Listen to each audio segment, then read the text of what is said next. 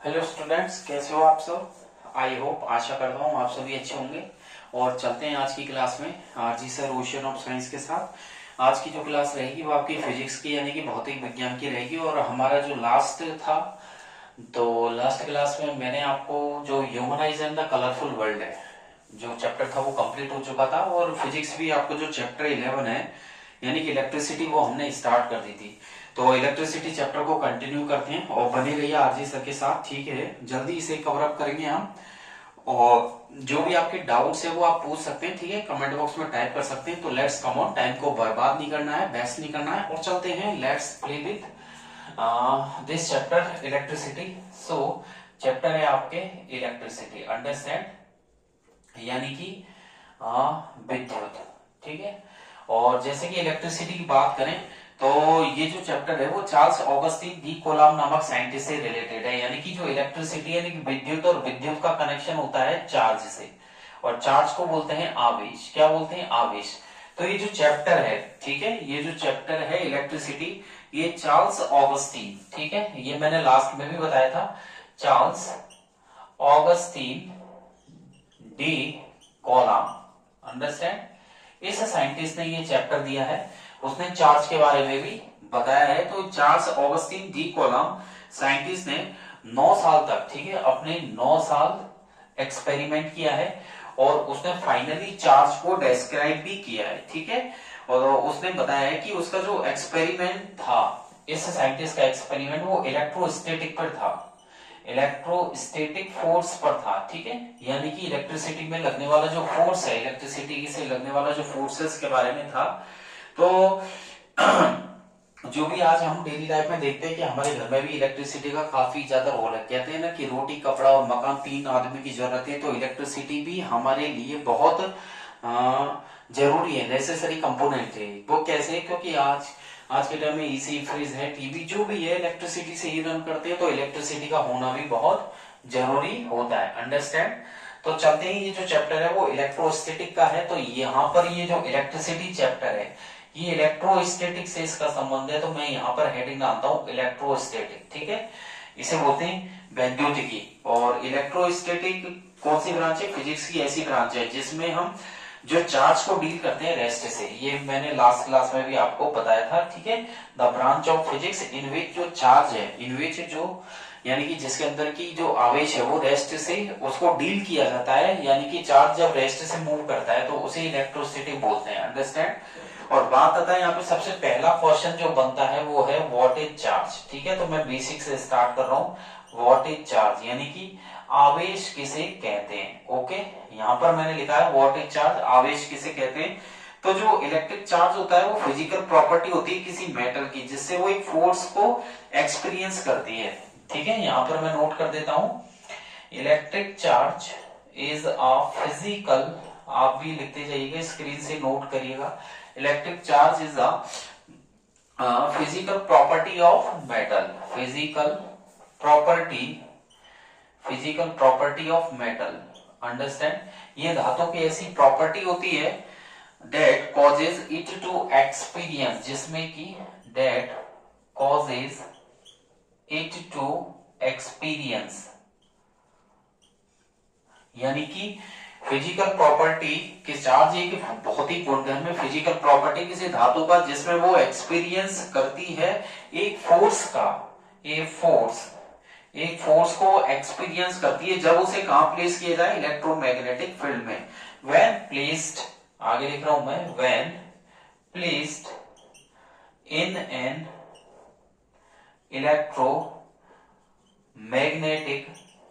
Electromagnetic field, understand. तो मैंने यहां पर लिखा है इलेक्ट्रिक चार्ज यानी कि जो विद्युत आवेश है वो एक ऐसी फिजिकल प्रॉपर्टी है किसी धातु की, किसी मेटल की, जिसमें that causes it to experience, जिसमें कि वो किसी फोर्स को बेटर एक्सपीरियंस करती है जब उसे किसी इलेक्ट्रोमैग्नेटिक फील्ड में यानी कि विद्युत चुंबकीय क्षेत्र में उसे प्लेस किया जाता है, ठीक है। अब यहां से आगे की तरफ हम चलेंगे और हमारा टॉपिक रहेगा, आप हेडिंग डालिएगा सभी बच्चे, ठीक है, स्क्रीन से हेडिंग डालिएगा टाइप्स ऑफ चार्जेस। यहां पर मैं आपको आवेश के प्रकार पढ़ा रहा हूं, ठीक है। आवेश हो गया, आवेश के प्रकार। तो आवेश के कितने प्रकार हैं? यहाँ पर आवेश के 2 प्रकार हैं, ठीक है। तो there are 2 types of charges, there are 2 types of charges, understand, positive charge and negative charge. तो चलते हैं पॉजिटिव चार्ज की तरफ, ठीक है। चैप्टर काफी लेंथी है, तो ये तो ध्यान रखिएगा कि चैप्टर लेंथी है, बट इतना न्यूमेरिकल्स के हिसाब से भी टफ है, लेकिन आप आरजी सर की क्लास लेते रहें, कुछ भी टफ नहीं है यहाँ, ठीक है। तो यहाँ पर देखिएगा टाइप्स ऑफ चार्जेस, तो मैं यहाँ लिख देता हूं there are two types of charges, understand. यहाँ पर 2 प्रकार के चार्ज है। फर्स्ट है पॉजिटिव चार्ज, अंडरस्टैंड, यानी कि धनावेश, अंडरस्टैंड। और सेकंड में डाल देता हूं नेगेटिव चार्ज, अंडरस्टैंड, ये हो जाएगा ऋणावेश। तो एक हो गया धनात्मक आवेश और एक ऋणात्मक आवेश, यानी कि धनावेश और ऋणावेश, ठीक है। और चार्ज की जो यूनिट है वो याद कर लीजिएगा, यहां से 1 नंबर का क्वेश्चन ये भी बनता है, और एमसीक्यूज में भी यहां पर क्वेश्चन बनेगा what is the unit of charge, understand. Unit of charge क्या है? तो भैया यूनिट ऑफ जो चार्ज है वो है कॉलम, तो यहां पर चार्ज की यूनिट है कॉलम, ठीक है। चार्ज की यूनिट क्या होगी? Column, understand. और इसका जो डिनोशन है जिससे इसको दिखाया जाता है, डिनोशन जो है वो इसका सी है, कैपिटल में क्या है? सी है। चलें आगे की तरफ बढ़ेंगे। अब मैं आपको इलेक्ट्रिसिटी में जो कंडक्टर इंसुलेटर है बेसिक सा बता देता हूं कि what are conductors and insulators, ठीक है। तो देखिएगा कंडक्टर इंसुलेटर में मैं आपको बता देता हूं कंडक्टर्स और उसके एग्जांपल, वो आप लोग ये अच्छे से जानते होंगे। कंडक्टर्स मतलब सुचालक, ठीक है,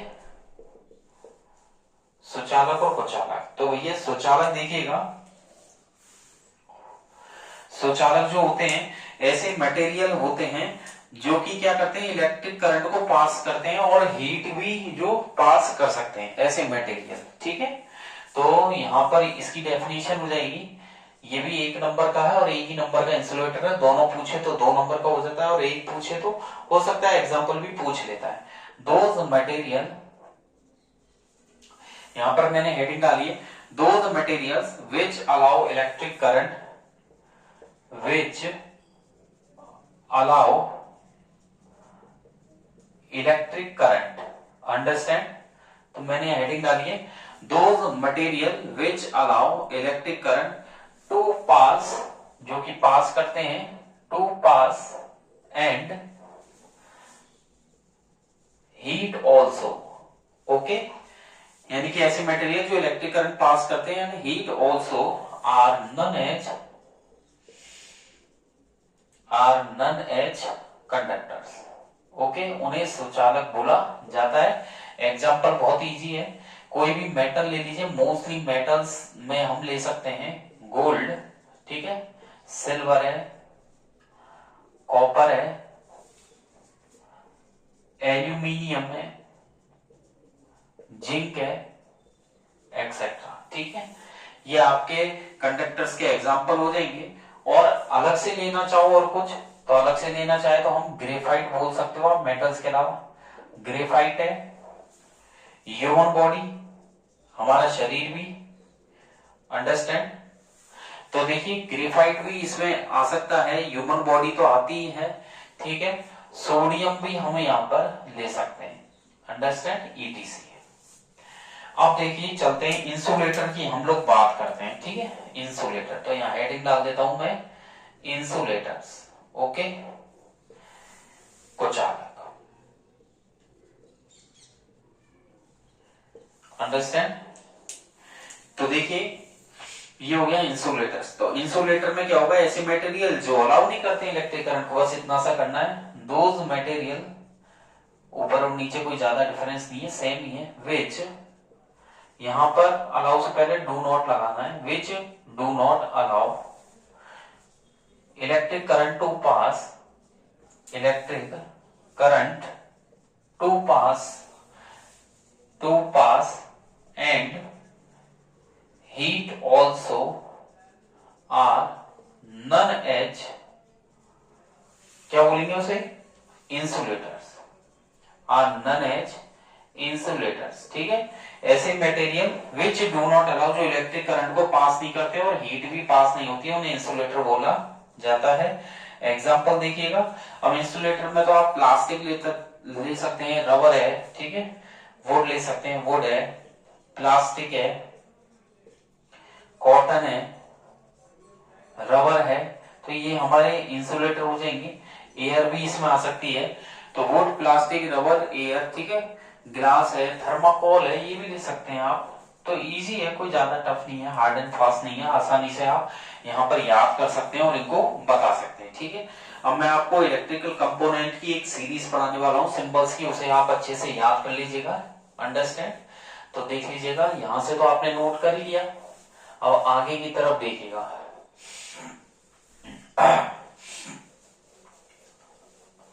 तो सीरीज में क्या है कि मैं आपको कुछ सिंबल्स बताने वाला हूं यहाँ पर, उन सिंबल्स को आप लोगों को अच्छे से याद करना है, अंडरस्टैंड, ठीक है।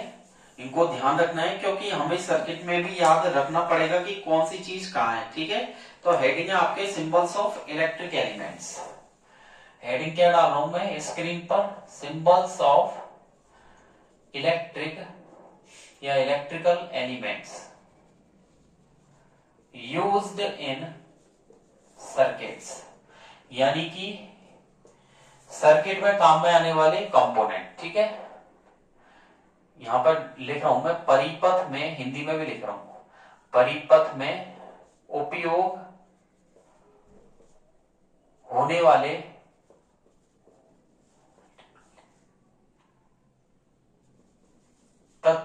होने वाले प्रतीक, ठीक है, होने वाले विद्युत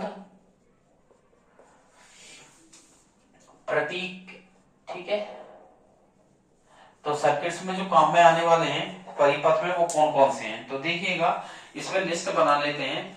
सबसे पहले हम यहाँ पर सीरियल नंबर डाल देंगे, ओके। फिर यहाँ पर हम सर्किट का नेम जो है वो डाल देंगे, ठीक है, name of circuit, name of circuit, okay, ये सर्किट का नेम हो जाएगा। देन यहां पर सिंबल, ठीक है। तो देख लीजिएगा, स्टार्ट कर दें फिर, तो चलिए स्टार्ट कर देते हैं। फर्स्ट नंबर पे हम चलते हैं यहाँ पर। तो सबसे पहले देखिए मैं आपको बताता हूँ, सेल, जो सेल होता है वो इस तरीके से बनाना है आपको, ये हो जाएगा आपका प्लस माइनस, ठीक है, सेल। दूसरा हम लेंगे बैटरी, तो बैटरी में आपको क्या करना है, इस तरीके से दो सेल की आपकी बैटरी बन जाएगी, 3 की या 4 की जो भी है, प्लस और माइनस, ये आपकी हो गई बैटरी। एक एक लाइन छोड़ के लिखना है सबको और अच्छे से स्क्रीन से नोट कर लेना है। स्विच, अब चलते हैं, स्विच ऑन करते हैं, स्विच या की ऑन, की ऑन करते हैं, ये हो गया की ऑन, ठीक है। अगला है स्विच या की ऑफ, ओके। की ऑफ में आपको डॉट नहीं बनानी है, अच्छे से अंडरस्टैंड। अब आ जाइए 5 नंबर, तो यहां पर इलेक्ट्रिक बल्ब, 5 नंबर पर आ जाइए, electric bulb, electric bulb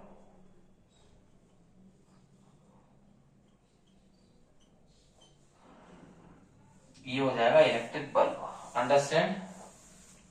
electric bulb के बाद आ जाइए वायर, ये हमारा वायर हो जाएगा, ठीक है। इसको नीचे बढ़ा देते हैं, कितने हो गए, 6 हो गए, इनको अच्छे से कर लीजिएगा, ठीक है। वायर भी हो गया। फिर रेजिस्टेंस देखिएगा, रेजिस्टेंस का सिंबल है, इनको याद करने हैं भैया, ठीक है। सारे स्टूडेंट्स ध्यान दीजिए, जो ऑनलाइन क्लासेस लेते हैं मेरी, इनको आपको प्रैक्टिस करनी है, लर्न करना है, क्योंकि if you don't learn these components, so you cannot find out the circuit diagrams and also not swear, आप ना तो कोई क्वेश्चन को सॉल्व कर सकते, ठीक है। आपको ये पता होगा मीटर का सिंबल है, ये लगा रखा है, स्विच ऑन है, ऑफ है, तो देखिए कोई भी चीज होती है उसे जानना जरूरी है। सिग्नल्स को जिस तरीके से हम आइडेंटिफाई कर लेते हैं, तो आपको कंपोनेंट्स को भी यहाँ पर आइडेंटिफाई करना जरूरी है, और इसके लिए सबसे ज्यादा जरूरी है नहीं, याद रखना, ठीक है। आगे चलते हैं रियोस्टेट। ठीक है, अगला है रियोस्टेट। ठीक है, जो कि रेजिस्टेंस को कंट्रोल कर सकता है। रियोस्टेट जो होता है वो इस तरीके से रहेगा, आपको सेम रेजिस्टेंस की तरह बनाना है, देन यहां से हम लोग इसे कंट्रोल कर देंगे। ये आपका रियोस्टेट हो जाएगा।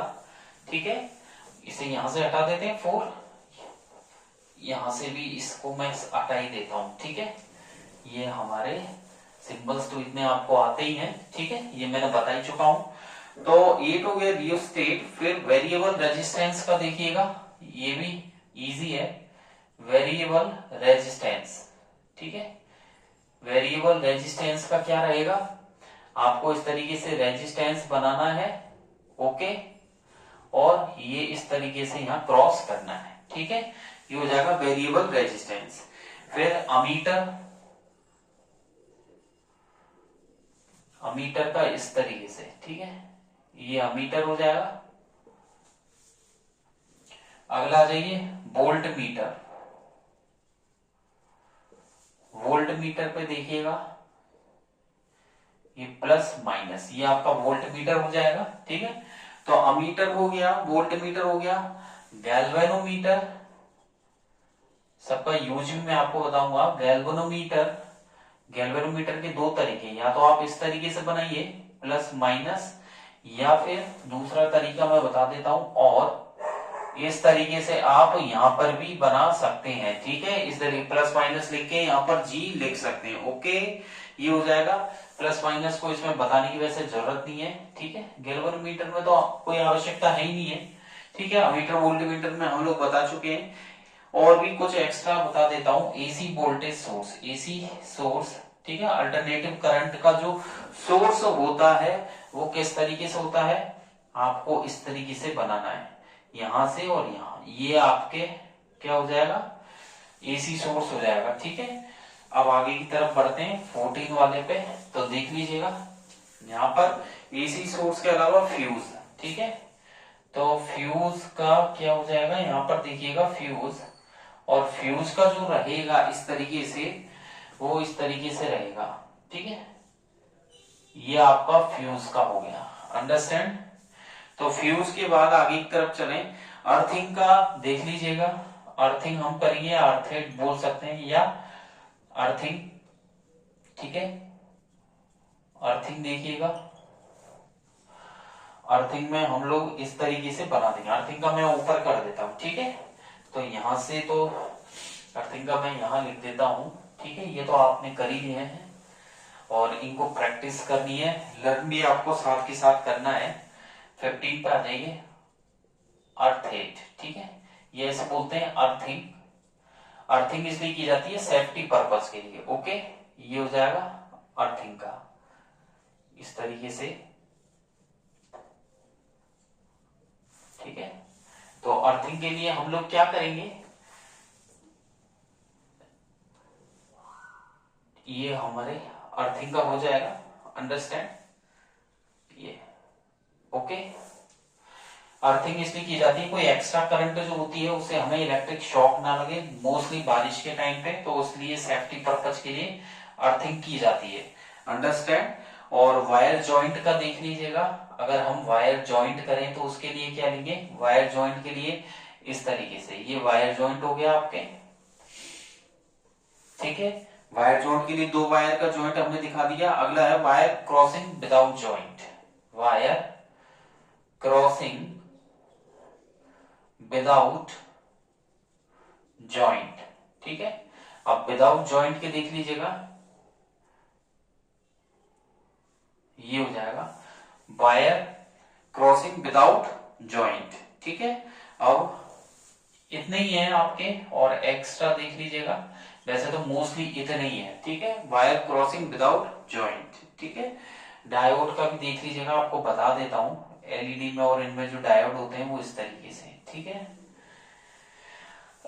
डायोड का हो चुका है। डायोड के बाद देखिएगा, मोटर का देखना चाहो तो ये मोटर का हो जाएगा, जो भी फैन की हो, चाहे कोई सी भी मोटर हो, पानी की हो, सबमर्सिबल हो, तो उनके लिए इस तरीके से रहता है। ठीक है, कैपेसिटर, ये कैपेसिटर जो स्पीड को बढ़ाने के काम में आता है, फैन में भी लगा रहता है, मोटर्स में भी लगा रहता है, ये कैपेसिटर है। ठीक है, ये कैपेसिटर हो जाएगा। तो इस तरीके से देख लीजिएगा, ये मैंने आपको इलेक्ट्रिक एलिमेंट्स जो है वो बताए हैं जो सर्किट में काम में आएंगे। ठीक है, आज की क्लास में इतना ही करेंगे। नेक्स्ट क्लास से मैं आपको इलेक्ट्रिक करंट जो है उसके बारे में बताऊंगा। ठीक है, तो नेक्स्ट क्लास में जो टॉपिक रहेगा मेरा इस चैप्टर में इलेक्ट्रिसिटी वाले में, एक तो रहेगा इलेक्ट्रिक करंट। तो मैं आपको बताऊंगा इलेक्ट्रिक करंट की एक तो डेफिनेशन मैं आपको पढ़ाऊंगा। ठीक है, उसका सिंबल्स मैं आपको बताऊंगा, फॉर्मूला मैं आपको बताऊंगा। इलेक्ट्रिक करंट का फॉर्मूला होता है I equal to Q upon T. तो इलेक्ट्रिक करंट के बारे में मैं आपको डेफिनेशन, सिंबल्स, फॉर्मूलाज के बारे में सिखाऊंगा। ठीक है, और इसकी यूनिट भी, और साथ में 1 एम्पियर किसे कहते हैं ये भी मैं आपको बताऊंगा। ठीक है, तो आज की क्लास में इतना ही करेंगे। बने रहें RG sir ocean of science के साथ। और आज की क्लास आपको अच्छी लगी हो, आपके लिए काफी हेल्पफुल हो तो लाइक तो बनता है, और सब्सक्राइब करने के साथ साथ ज्यादा से ज्यादा शेयर भी करें। ठीक है, अपने फ्रेंड्स में, ग्रुप्स में शेयर करें। टेलीग्राम पे जो भी मैं पढ़ाता हूँ उसकी मैं डिटेल में आपको वहां पर सेंड करता ही हूँ, जिससे आप अपनी नॉलेज को वहां से और बढ़ा सकते हैं। ठीक है, कोई भी क्वेश्चन है, नए क्वेश्चंस किस तरीके से होने चाहिए, बोर्ड का क्या है सिस्टम, तो मैं वहां पर सारी अपडेट्स करता रहता हूँ। तो वहां से भी आप, डिस्क्रिप्शन में मैंने टेलीग्राम की लिंक दी हुई है RG sir ocean of science, उस पर क्लिक करके मेरे टेलीग्राम पेज को ज्वाइन कर सकते हैं। वहां से आप कभी भी, if you have any time, so you can read out from my channel Telegram then. और इलेक्ट्रिसिटी को कंप्लीट करने के बाद मैग्नेटिक फील्ड की तरफ हम लोग बढ़ना चाहेंगे। ठीक है, तो नेक्स्ट क्लास में मैं आपको इलेक्ट्रिक करंट किसे कहते हैं, what is electric current, what is the unit of electric current and formula also. ठीक है, next 1 ampere, then alternate topic हम लोग लेते जाएंगे। आज की क्लास में इतना ही। ठीक है, थैंक यू, बाय बाय। और घर पर पढ़ाई करते हैं अच्छे से, एग्जाम टाइम आने वाला है। और मान लीजिए ये जो मंथ स्टार्ट हो चुका है तो एग्जाम टाइम का, तो डोंट वेस्ट योर टाइम। ठीक है, and focus on your study and give the best result. ठीक है, सो और कोई भी डाउट या कैरी हो तो आप कमेंट बॉक्स में टाइप कर सकते हैं। ठीक है, वहां से आपको बराबर आउटपुट मिलेगा, आपको बराबर क्वेश्चंस के आंसर मिलेंगे। Okay, understand. आज की क्लास में इतना ही। थैंक यू, बाय बाय, और पढ़ते रहें। Thank you.